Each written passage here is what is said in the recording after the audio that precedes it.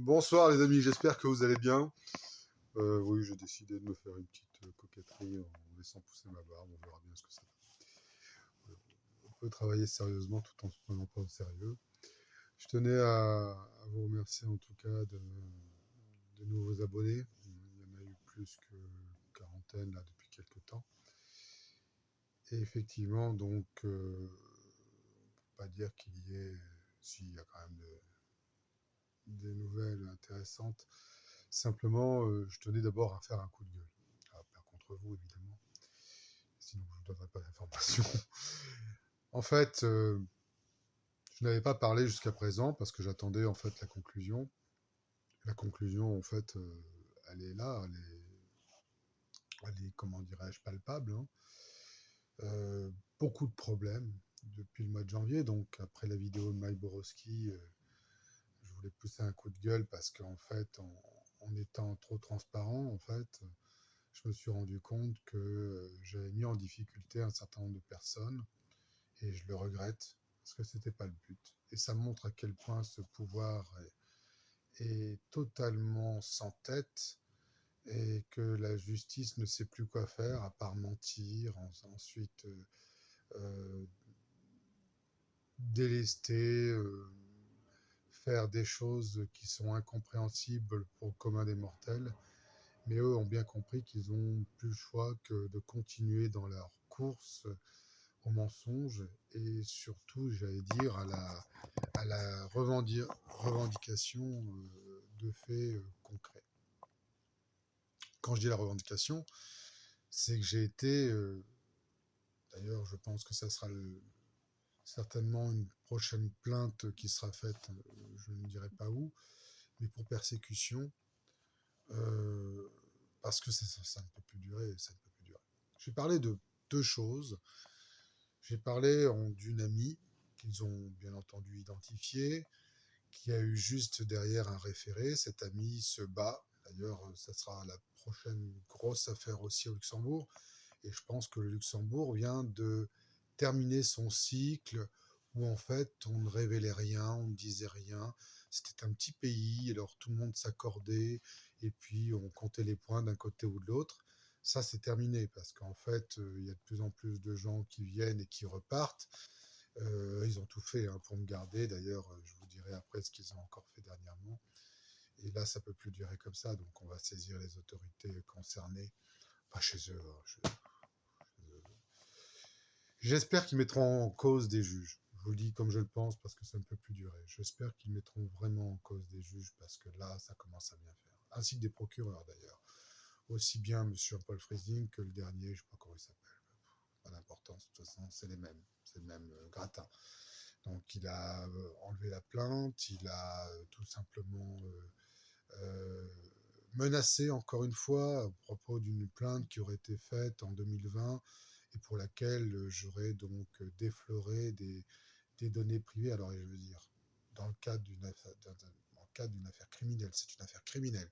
Il y a eu des meurtres, ils veulent le renoncer, ils ne veulent pas la comprendre. Il y a eu 4 meurtres. J'ai fait l'objet de 20 tentatives d'assassinat, au moins.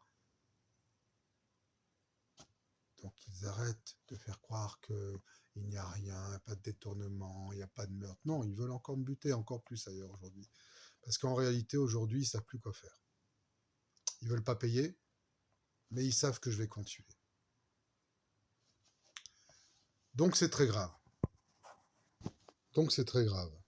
C'est très grave parce qu'en fait, cette amie donc, se bat également pour ses enfants, pour ce qu'on lui a fait au Luxembourg. Et bien entendu, derrière, il y a eu des poursuites contre elle.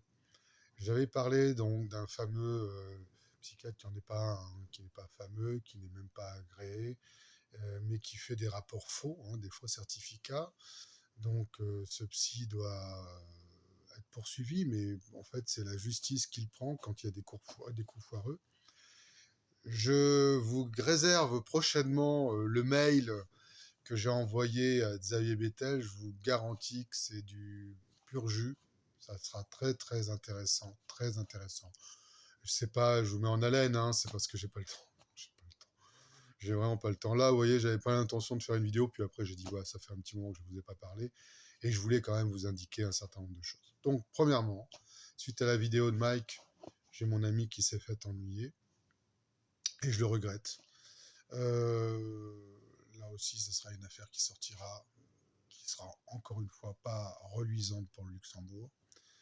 Ensuite, il y a eu ce fameux psy qui a fait qui est habilité à ça en fait, à faire des faux certificats pour complaire en fait une décision de justice qui permettrait justement de pouvoir, comme pour moi, de faire passer pour fou. Pour lui, ça serait de garder son enfant, vous voyez, dans un lieu type ASE, vous voyez. On revient toujours aux mêmes choses.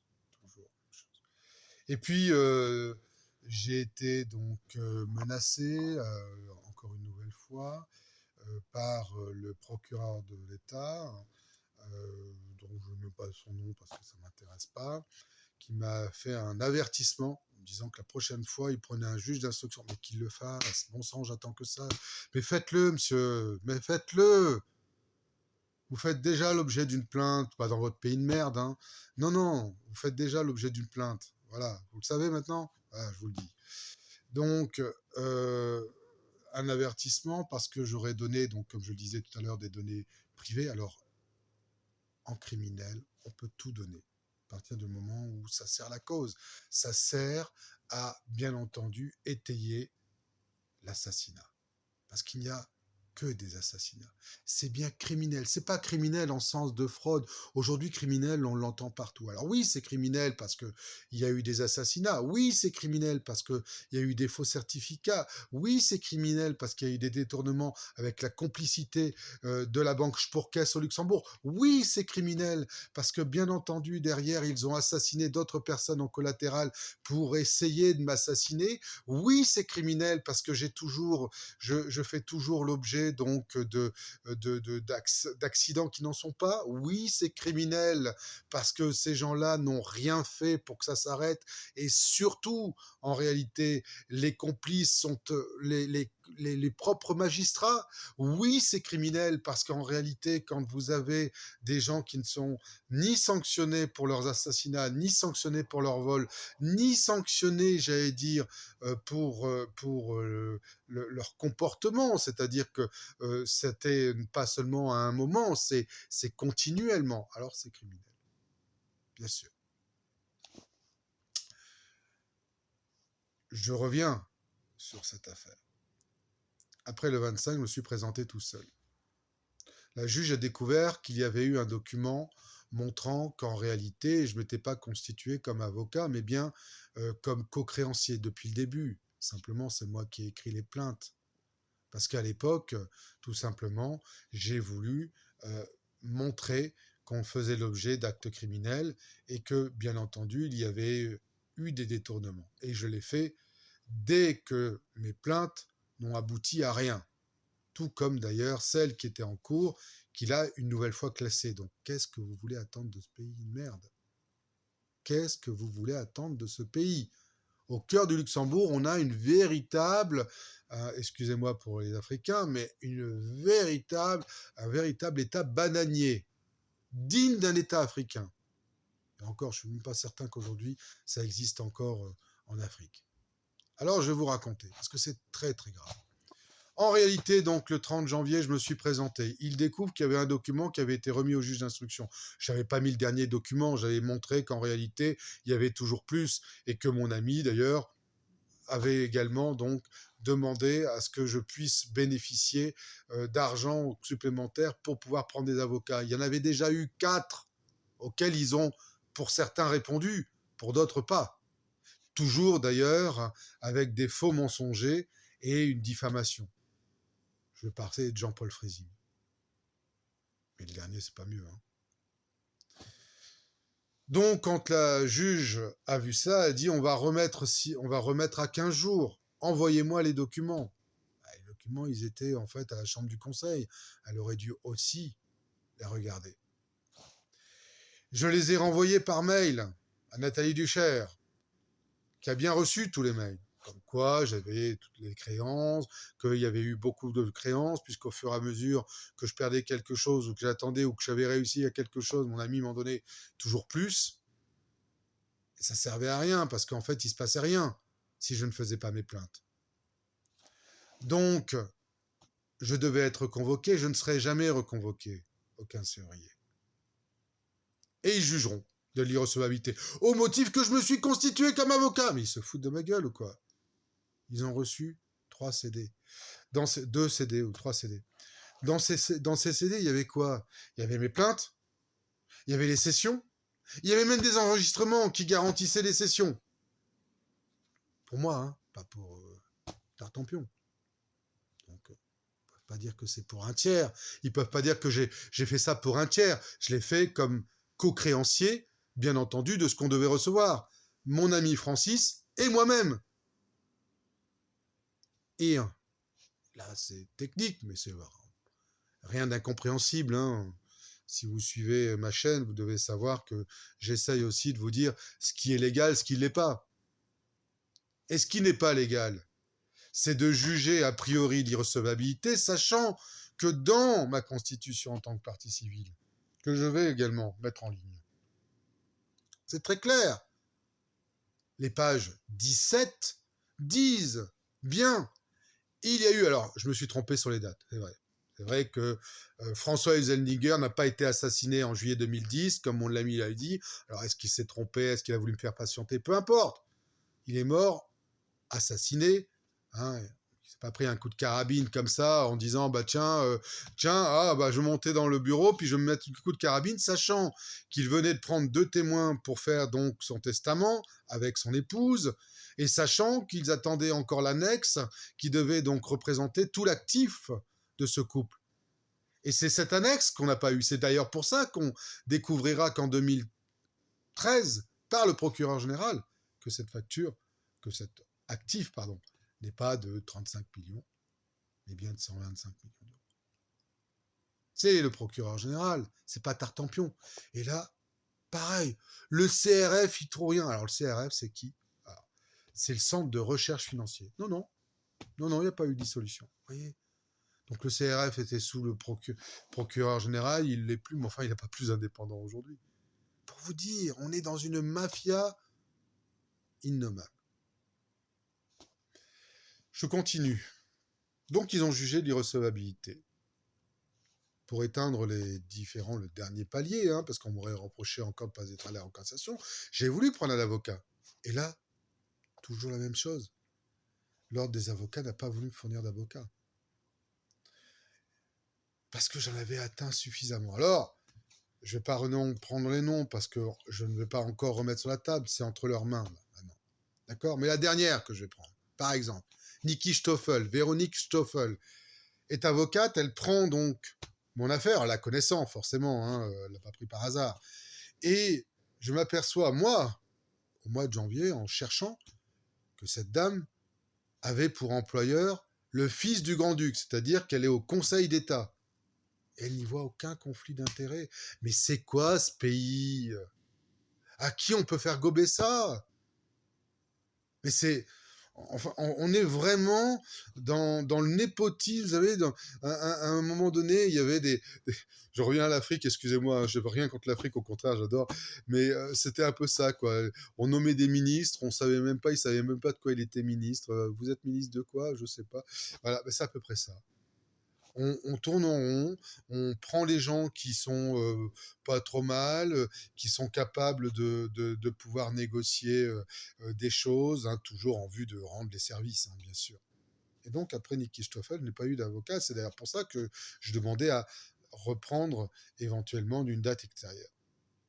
Donc, je me suis pourvu en cassation, mais autant je peux me pourvoir seul, il faut quand même qu'un avocat contresigne ce que je dis. Donc, ce que je dis, c'est que le criminel tient l'action civile en l'état, c'est-à-dire qu'il faut qu'ils comprennent qu'ils ont assassiné, que cet assassinat a conduit donc au détournement et au faux, et que ça a conduit à notre paupérisation. Avec tous les dommages collatéraux que je vous ai déjà indiqués. Ben ça, ils ne veulent pas le faire. Voilà où en est le Luxembourg. Alors, quand on note le Luxembourg comme un pays juridiquement fiable, fuyez. Enfin, fuyez, excusez-moi. Demain, ça peut vous arriver pour vos sociétés, pour vos comptes personnels. Ça peut vous arriver. pour le peu qu'il vous ait, comme moi, ciblé, qu'il vous ait surveillé, parce que bon, il craignait pas mon ami, hein, ils se sont dit dans son environnement qui pourrait éventuellement s'apercevoir de la supercherie, bah, c'était Franck Coustet. J'étais le grain de sable hein, dans la machine. Voilà. Donc je tenais à vous faire cette vidéo. Il y aura prochainement, très certainement, il y a encore des choses à dire, ne vous en faites pas. Très prochainement, il y aura une seconde vidéo où je vous lirai le mail de Xavier Bettel. Alors, j'avais une télévision importante au mois de juin, je l'ai annulée pour une raison simple, hein, pas parce que j'ai peur, pas parce que non. Imaginez rien de tout ça. Je vais profiter des vacances parce que j'ai pris beaucoup de retard pour faire le livre. Et donc, j'essaierai de promouvoir le livre en même temps pour vous donner un support complet, parce que c'est vrai que c'est haché. Hein, je vous parle de micro-vidéos à chaque fois, donc il faut revenir en arrière. Qu'est-ce qui s'est passé bah, il y a eu en fait une cabale sans arrêt pour pouvoir essayer de cacher à la fois leur détournement et à la fois leur assassinat. Voilà, c'est tout. Et donc tout ça avec l'aide de l'État et tout ça bien entendu avec l'aide des fonctionnaires de l'État qui me manquent, qui craignent. Alors oui, j'ai oublié la dernière pour finir, tant qu'à faire. C'était la deuxième chose après le procureur d'État, ça a été en fait un redressement fiscal du Luxembourg parce que tout simplement, j'aurais pas payé une dette là-bas de 2008. Alors c'est fort clos hein, depuis déjà 5 ans. Hein. Mais c'est pas grave, ils l'envoient quand même. Ils se sont dit peut-être que ça va marcher avec recouvrement international. Ouais, voilà. Oui, c'est beau la vie quand même. Hein. C'est beau. Les escrocs, vous voyez, on est vraiment dans l'invention occidentale. Les escrocs assassins qui effectivement s'acharnent sur quelqu'un qui dit la vérité et qui veut tout simplement que cette vérité apparaisse au grand jour et qu'on lui paye ce qu'on lui doit. Hein, au début, c'était que ça. Hein. Maintenant, ce que je veux, c'est beaucoup plus. C'est de les mettre tous au trou. Ça ne devrait pas rater, là. Je pense qu'avec tout ce qu'ils m'ont fait, là, je pense qu'ils vont y aller. Qu'ils continuent. Allez-y, continuez.